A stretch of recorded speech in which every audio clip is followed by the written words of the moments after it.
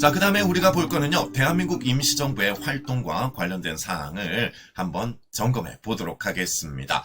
자, 대한민국 임시정부, 일단 통합된 임시정부가 나올 거예요. 1919년 3.1 운동 이후에 각지의 임시정부가 수립이 됩니다. 가장 대표적인 임시정부는요, 자, 우리 서울에 있었죠. 한반도에 있었던 이승만이 집정관 총재로 있었던 한성정부가 있었다라는 것 하나. 그 다음에 두 번째, 3.1운동 이후에 전로 한족회 중앙총회가 개편이 되는 대한국민의회가 연해주 지방에 있었다라는 것. 그리고 여기에 상하이에 신한청년당이 개편이 되어서 상하이 임시정부가 마련이 됩니다. 그러면서 통합 논의가 일어나게 된단 말이에요. 통합 논의. 자, 그러면 통합 논의 과정에서 이 세 개의 임시정부가 합쳐질 텐데 가장 이슈가 되었던 논의가 있었습니다. 두 가지죠. 두 가지. 자, 첫 번째, 정통성은 어디로 둘 것인가? 그리고 두 번째, 제일 중요한 위치는 어디로 둘 것인가?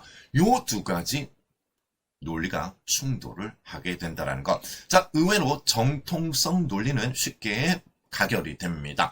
한성 정부를 정통성으로 삼는다라는 것. 정통성이 뭐가 중요하겠습니까? 그죠? 그래서 한성 정부를 정통성으로 삼는다. 그리고 합치자라는 거죠. 두 번째, 가장 이슈가 되었던 건 어디에 둘 것인가? 그거를 가지고 싸움이 일어나게 되었다. 만주, 연해주에서 활동하던 사람들은 만주나 연해주에 임시정부를 두면서 국내와 긴밀히 연락을 하면서 무장독립투쟁으로 가자라고 얘기를 하고요. 자, 반면에 상하이에 둬야 된다라는 사람들이 있었죠. 그들은 외교적 노력을 꾀하면서 상하이에 둬야 된다라고 이렇게 주장을 하게 됩니다. 자, 수많은 논의 끝에 결론이 납니다. 어디로 두기로? 네, 맞습니다. 상하이에 대한민국 통합된 임시정부가 1919년 9월 달에 이렇게 조직이 된다라는 거죠. 자, 그러면 이 상하이에 대한민국 임시정부가 수립이 되는데 장점과 단점이 있습니다. 장점, 상하이 프랑스 조계지에 위치하면서 일본의 압력으로부터 벗어날 수 있다는 거죠. 그게 곧 단점이 되었다. 그 단점은 너무 멀다라는 거예요. 실제 만주나 연해주 지방에서도 국내와 연락이 힘든데 심지어 저 아래쪽에 있는, 맞죠? 상하이에 위치한 대한민국 임시정부는 국내와 어떻게 연락을 할 것인가, 이런 논의가 많이 전개가 됩니다. 자, 그러면 어쨌든 상하이에 대한민국 임시정부를 두면서 외교적 노력을 꽤 하기로 합의를 했잖아요. 이거를 만들어야 되지 않겠습니까? 자, 그래서 가볼게요. 대한민국 임시정부 프랑스 조계지에 이렇게 만들었다라는 것. 자, 그리고 통합된 대한민국 임시정부에서는 대통령을 이승만, 국무총리를 이동휘로 이렇게 배치를 한다라는 것. 여러분들, 이거는 키워드라고 말씀드렸어요. 이승만, 이동휘, 국무총리 이동휘 반드시 숙지를 하셔야 될 거고요. 자, 또한 공화정체로서 삼권분립 체제를 갖추게 된다는 것. 삼권분립, 의정원, 의회예요. 의회, 국회죠. 그 다음에 국무원, 행정부가 되겠습니다. 그리고 사법부인 법원으로 삼권 분립 체제를 갖추게 되었다. 자, 그런데 앞서도 제가 말씀드리다 이제 끊겼지만 너무 멀다라는 거죠. 너무 멀어요. 그럼 어떻게 해야 되겠습니까? 국내와의 연락 기구를 갖춰야 되지 않겠습니까? 그래서 국내와의 연락 기구를 갖추는 거예요. 여러분들 올려보세요.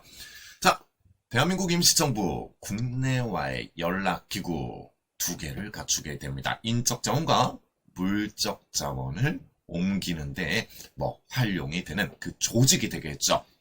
하나는 임시정부, 하나는 한반도가 되겠습니다. 교통국과 연통제가 되겠죠.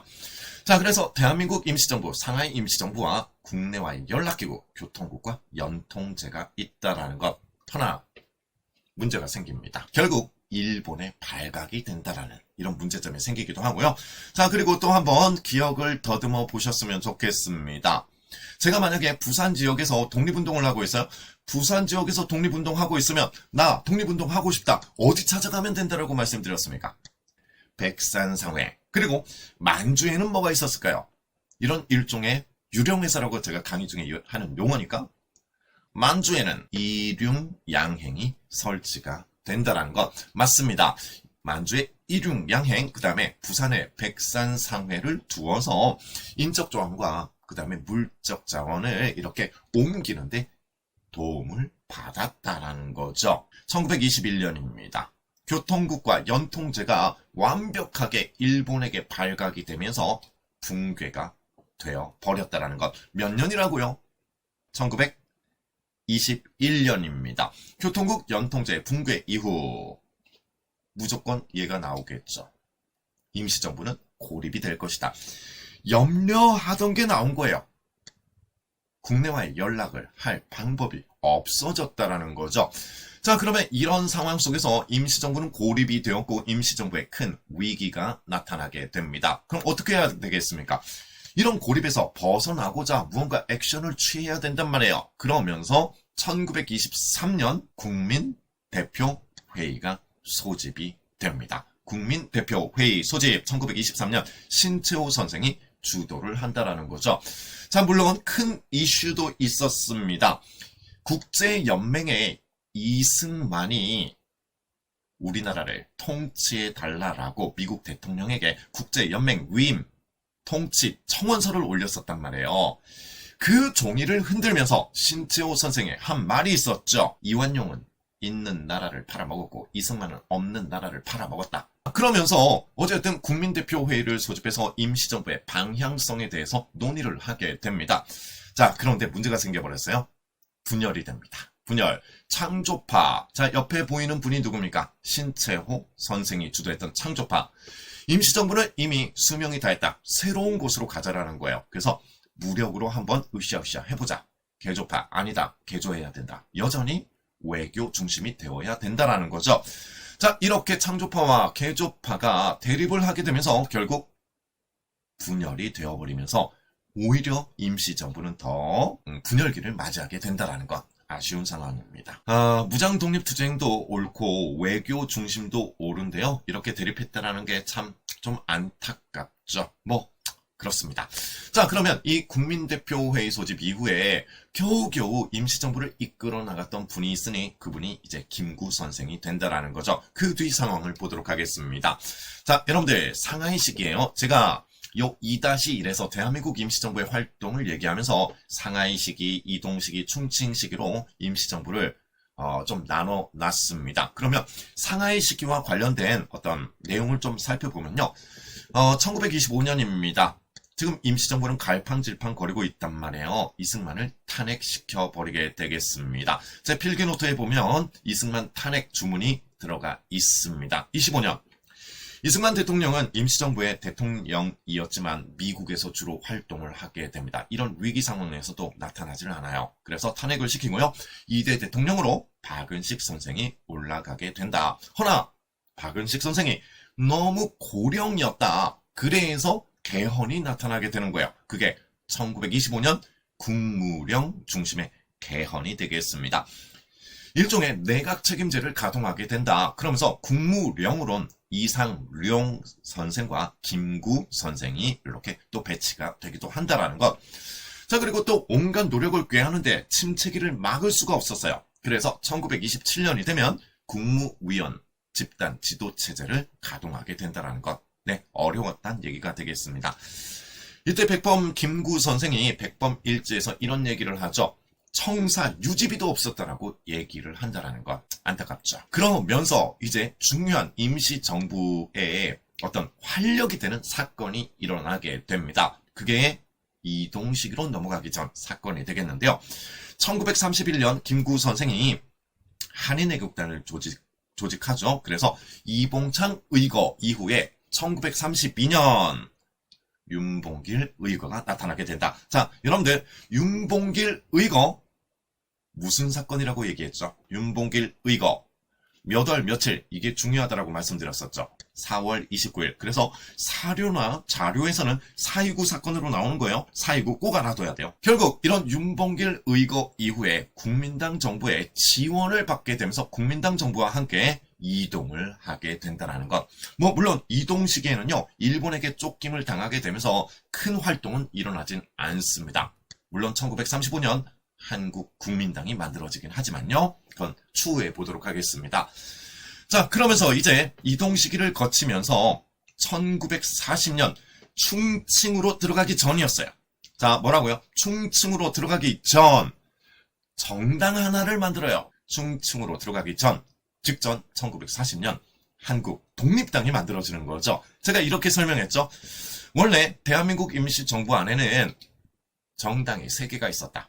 한국국민당, 김구선생 1935년, 한국독립당, 조소앙, 조선혁명당, 지청천, 이렇게 3개의 정당이 있었어요. 그런데 이제 1940년 충칭에서 반격을 할 거란 말이에요. 어떻게 하자? 우리 전부 해체하자 라고 얘기를 하는 거죠. 그래서 이 3개의 정당을 전부 해체를 하고 하나의 정당을 다시 만들게 되었으니 그게 뭐다? 한국 독립당이 된다라는 것. 여러분들 확실하게 아시겠죠?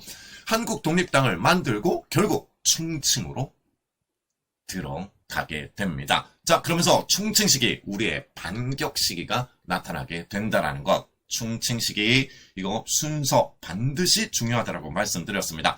자, 그러면 충칭 시기 액션들을 보도록 하겠습니다. 1940년 주석제 실시로 개헌이 일어나게 된다라는 것.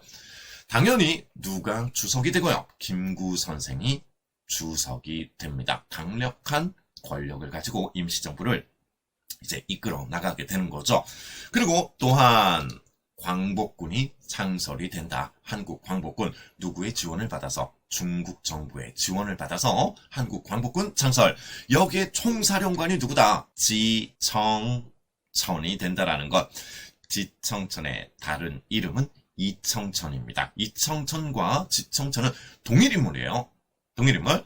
자, 그러면서 광복군이 창설이 된다. 중국 국민당 정부의 지원을 받아서 결국 1932년 윤봉길 의거가 배경이 되어서 광복군까지 넘어가게 된다라는 점도 포인트로 가지고 가셨으면 좋겠습니다. 자, 그 다음엔 이제 지루한 순서들이 나옵니다. 지루한 순서들. 1941년입니다. 조소앙의 삼균주의 건국강령을 채택하게 된다라는 것.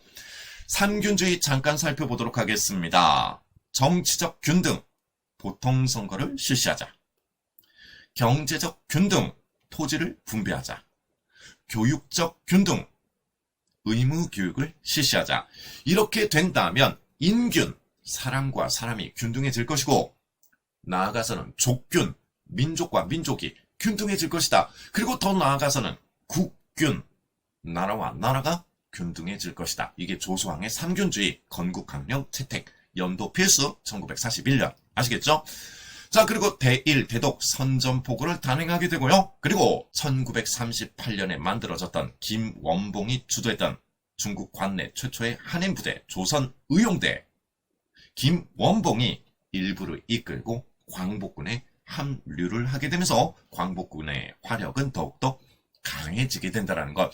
자, 연도 한번 체크하셔야 되겠습니다. 조선의용대 김원봉 광복군에 들어왔다. 1942년 연도 필수. 자, 그러면서 이제 1943년입니다. 인도나 미얀마까지 광복군을 연합군의 일원으로 파병을 하게 된다. 그런데 여기서 포인트는 뭐냐? 아니, 광복군은 국내로 들어와야 되는데 왜 저쪽 오히려 서쪽으로 넘어가게 되었는가라는 거죠. 네, 맞습니다.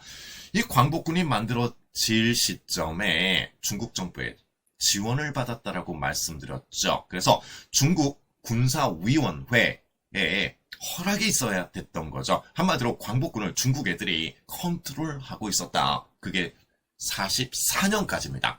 중국 군사위원회에 규제를 받고 있었다는 것. 그래서 인도, 미얀마까지 파병을 가게 됐다. 자, 그리고 1944년이 됩니다. 여러분들 옆에 사진 보이십니까? 김규식 선생이 되겠습니다. 김규식 선생. 잘 모르시죠? 김규식. 앞으로 현대사에서 많이 나오시는 분이 되겠습니다. 네, 1944년 부주석제 개헌이 일어나게 되면서 김규식 선생이 부주석이 된다는 것. 원래 고아였어요. 김규식 선생은. 그러다가 이제 외국인 선교사가 케어를 해주면서 미국에 유학까지 다녀온 엘리트가 되겠습니다. 아니 그냥 미국 땅에서 잘 먹고 잘 살아도 되는 거였습니다. 그래서 미국 땅에서 그냥 잘 먹고 잘 살 수도 있었는데 이런 엘리트들이 국내에 못 들어오잖아요. 그래서 해외에서 새로운 조국을 만들기 위해서 노력을 하고 있었다라는 거예요. 김규식 선생, 예, 잘생겼죠? 허나 김규식 선생은요, 6.25 전쟁 당시 납북이 돼요. 북한으로 끌려가게 됩니다. 그러면서 그 뒤는 우리가 알 수가 없다라는 것. 이런 인재들이 또 하나둘 사라져 가네요. 자, 그리고 그 1945년 드디어 국내 진공 계획이 수립이 된다는 것. 그래서 어디까지? 미국 OSS에 광복군을 파견해서 훈련을 받기도 한다는 것. 결국 국내 진공 작전은 실패로 돌아가게 됩니다. 일본이 그냥 무너져 버렸잖아요. 히로시마 나가사키에 핵폭탄을 미국이 떨어뜨리게 되면서, 그러면서 김구 선생은 해방이 되었지만 가슴이 아프다라고 얘기를 하기도 했다라는 거죠. 네. 자, 이게 충칭식의 대한민국 임시정부의 활동, 이렇게 정리가 가능하겠습니다. 순서 반드시 필요해요. 네. 저는 또 다음 주에 뵙도록 하겠습니다. 여러분들 주말 잘 보내시고요. 그리고, 건강도 잘 챙기셨으면 좋겠습니다. 네. 감사합니다. 마치도록 할게요. 구독, 좋아요, 알림 설정.